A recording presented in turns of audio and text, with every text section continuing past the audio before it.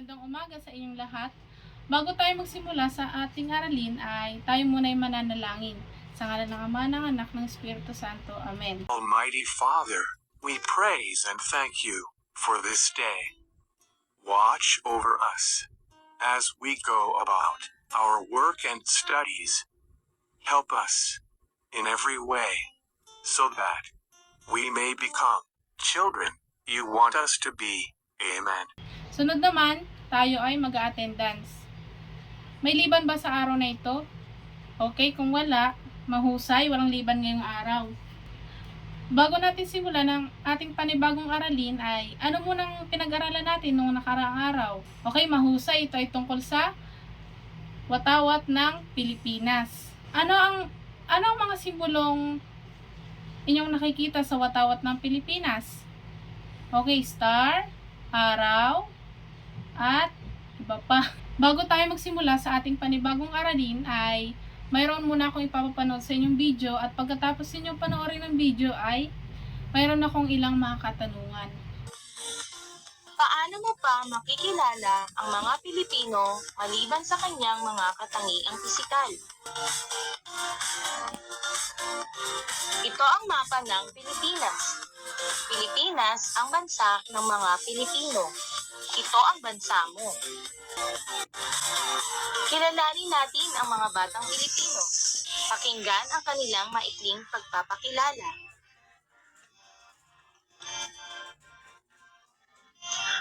Ako si Maki. Pinanganak ako sa Bulacan. Ako ay isang Bulakenyo.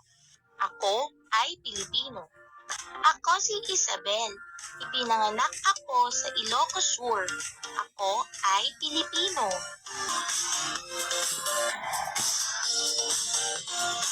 Ako si Jelly. Isinilang ako sa Leyte. Isa akong Waray. Ako ay Pilipino. Ako si Robin. Pinanganak ako sa Cebu. Ako ay Pilipino.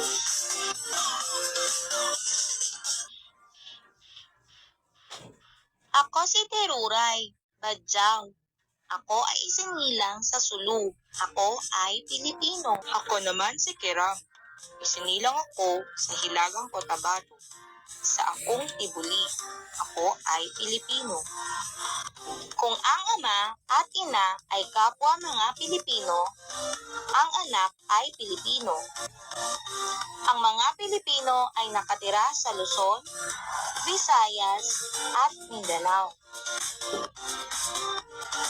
Ito ay pagkakakilanlan ng mga Pilipino. Okay, tungkol sa ang inyong napanood na video. Okay, mahusay. Ito ay tungkol sa iba't ibang pagkakakilanlan ng mga Pilipino. Okay, ano ang naisipabatid ng nasa video? Okay, mahusay. Ang naisipabatid ng nasa video ay mayroong pagkakaiba't iba ang bawat Pilipino. Ano ang mga lugar na nabanggit sa video? Okay, mahusay. Bicolano, Cebuano, at iba pa. Para sa inyong unang activity, tukuyin sa larawan ang nagpapakita sa mga Pilipino, sa ating mga Pilipino. Alin sa dalawang larawan ang nagpapakita ng pagiging Filipino? Okay, ang unang larawan, very good. Ano ang bansang nasa unang larawan? Okay, mahusay, Pilipinas. Ano naman sa pangalawang larawan? Okay, China, very good. Sa araling ito ay matutukoy natin ang iba't ibang pagkakakilanlan ng mga Pilipino. Mapapahalagahan natin ang bawat pagkakakilanlan ng mga Pilipino at makalilista tayo ng mga katangian ng pagkakakilanlan ng mga Pilipino.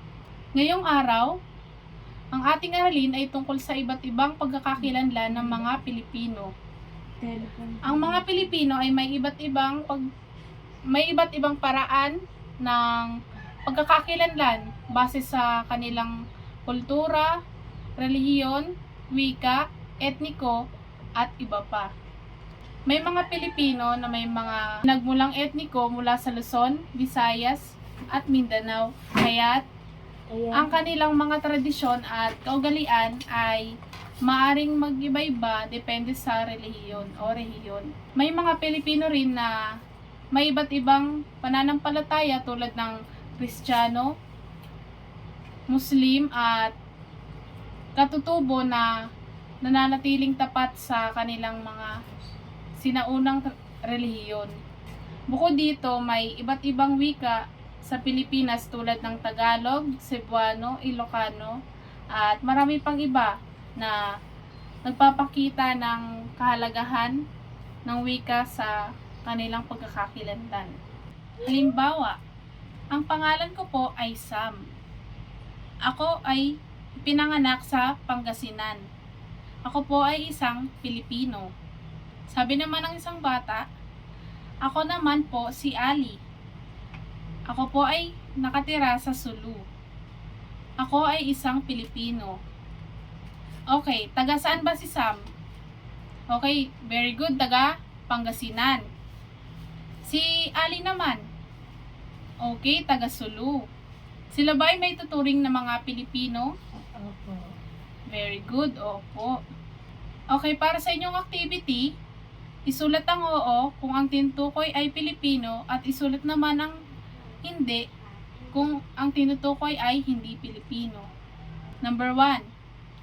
Si Emmy ay pinanganak sa Maynila. Ang kaniyang mga magulang ay parehong Pilipino. Siya ba ay isang Pilipino? Very good. Oo. Oo ang sagot. Number 2. Si Henry ay nagmula sa Samar. Ang kaniyang mga magulang ay parehong Waray. Siya ba ay isang Pilipino? Okay, mahusay. Opo. Number 3. Ipinanganak sa Estados Unidos si Mina. Siya ay lumaki sa Pilipinas. Siya ba ay isang Pilipino? Hindi. Very good. Number 4. Bihasa magsalita ng Ingles si Rowel. Lumaki siya sa Estados Unidos. Ang kaniyang mga magulang ay parehong Pilipino. Siya ay pinanganak sa Pilipinas. Siya ba ay isang Pilipino? Opo, very good. Oo ang sagot. Number 5. Ang mga magulang ni Ming ay parehong Chino. Siya ay lumaki sa Pilipinas. Siya ba ay isang Pilipino? Hindi, very good. May mga katanungan ba patungkol sa ating aralin? Okay, kung wala, bakit mahalaga na malaman ang iba't ibang pagkakakilanlan ng mga Pilipino? Okay, mahusay dahil ito ay napapalawak nito ang kaalaman natin sa mga kultura at paniniwala ng iba't ibang grupo sa lipunan. Mahusay. Ngayon ay hahatiin ko kayo sa 2 grupo at bawat grupo ay gagawa ng dula-dulaan patungkol sa iba't ibang pagkakakilanlan ng mga Pilipino. Pakinggan ang pamantayan. Presentasyon 50%, nilalaman 30%, kooperasyon 20% at ang kabuuan ay 100%. Para sa inyong huling gawain ay lagyan ng check kung ang bata ay isang Pilipino at lagyan naman ng X kung siya ay hindi Pilipino. Isulat ito sa inyong kwaderno. Number 1. Ako si Charlie. Ang ama at ina ko ay Cebuano. Check or X? Okay, check. Very good. Number 2. Ako si Manoy. Ang ina ko ay Ilongga at ang ama ko ay Pangasinense. Siya ba ay isang Pilipino? Okay, check. Very good. Number 3. Ako si Jane. Ang ama at ina ko ay Australiano. Siya ba isang Pilipino? Check or X? X. Very good. Number 4. Ako si June. Ang ina ko ay Batanggenyo. Ang ama ko ay Amerikano.